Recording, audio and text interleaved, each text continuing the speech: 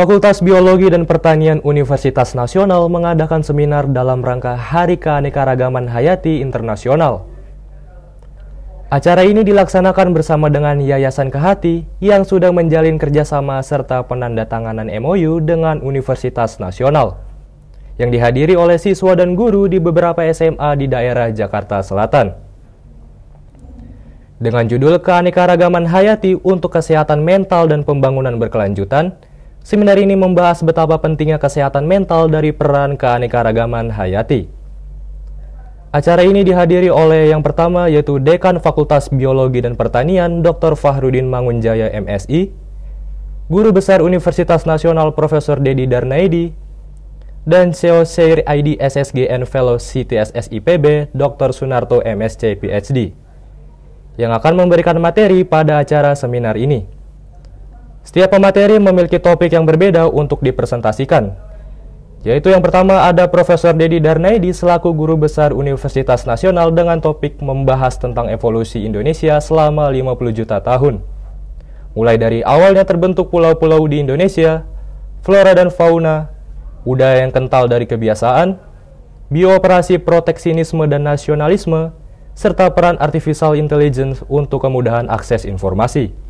Lalu yang kedua ada Dr. Sunarto MSc PhD dengan topik pentingnya keanekaragaman hayati di perkotaan.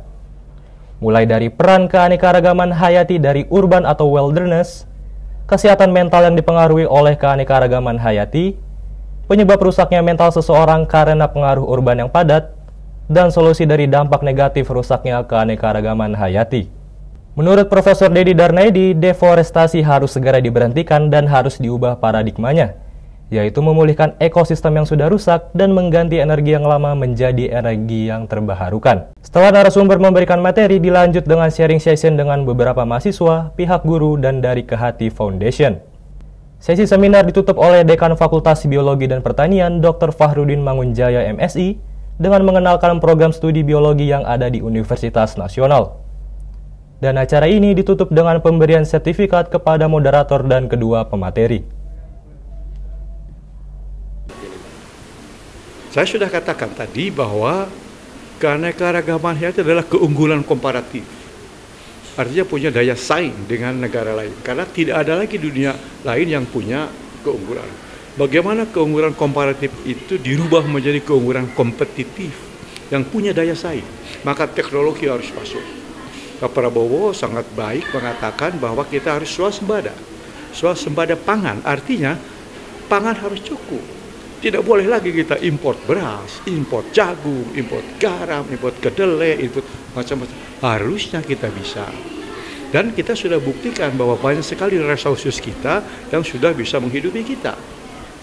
Ya, dari mulai buah-buahan. Siapa sih yang punya diversity tropical rainforest sekaya kita? Siapa sih yang punya macam durian yang begitu banyak, tapi dia belum optimal dimanfaatkan.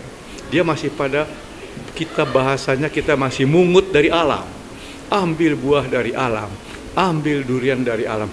Belum durian itu direkayasa secara genetik, dihibridkan menjadi buah unggul. Masa durian Bangkok? Masa jambu Bangkok? Harusnya jambu Indonesia, durian Indonesia, tengkawang Kalimantan, nanas, dan sebagainya, dan sebagainya. Itu yang harapkan Bapak Presiden, salah satunya adalah swasembada, mandiri pangan. Dan kita sudah banyak yang dilakukan. Cuma tingkatnya masih pada tingkat as usual, belum seperti unggul seperti yang kita harapkan. Karena di situ perlu input teknologi untuk meningkatkan kemampuan itu.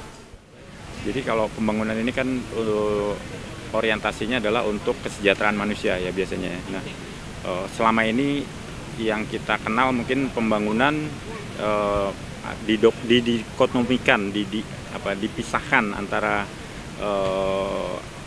hal yang cenderung merusak dan cenderung memperbaiki gitu. Jadi kalau pembangunan selama ini dianggapnya cenderung merusak keanekaragaman hayati, merusak alam dan lain-lain gitu. Nah sekarang sebenarnya ini seperti dua sisi mata uang gitu ya, yang tidak terpisahkan sebetulnya. Jadi kalau kita mau maju dalam konteks misalnya memiliki fasilitas yang lebih baik, memiliki kesehatan atau fasilitas atau makanan yang lebih beragam dan lain sebagainya, itu seharusnya tidak mengorbankan biodiversity itu sendiri, keanekaragaman itu sendiri, karena ini saling mendukung gitu. Jadi kita nggak bisa punya maju dalam konteks misalnya dari sisi infrastruktur, dari sisi ketersediaan sumber daya, tapi ternyata itu menggerus sumber daya itu sendiri. Salah satunya adalah keanekaragaman hayati tadi gitu. Jadi dua-duanya harus sejalan. Itulah pentingnya keseimbangan.